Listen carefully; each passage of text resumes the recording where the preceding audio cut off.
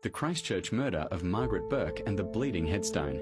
The tragic and violent death of Margaret Burke in 1871 is permanently etched into the history of Christchurch, anchored by the macabre legend of her perpetually weeping tombstone in Barbados Street Cemetery.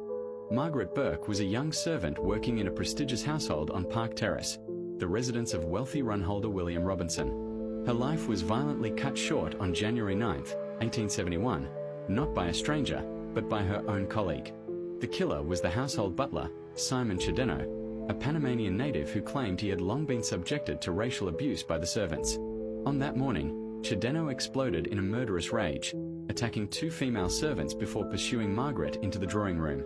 She was fatally stabbed multiple times after running into the drawing room, where she died in the presence of the mistress of the house and a visitor.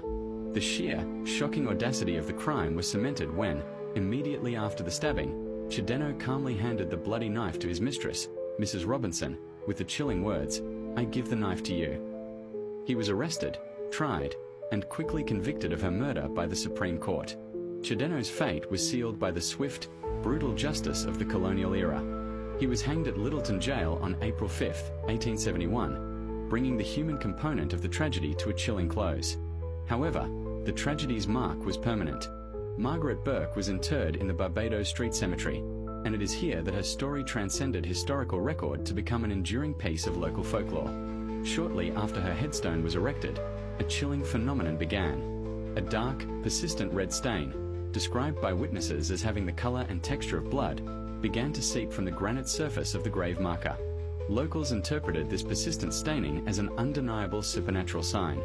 It was believed to be Margaret's spirit, crying out for vengeance or perpetually weeping over the savage end to her life. Skeptics suggested the stone, sourced from the Housewell quarry, contained iron impurities that stained red when wet. Yet, when the original memorial was eventually replaced, the red stain reportedly reappeared on the new stone, defying explanation and feeding the hysteria.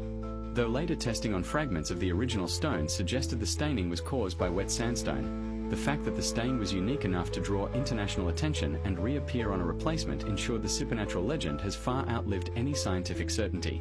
The chilling epilogue to the legend occurred in 1962 when the memorial was smashed by vandals.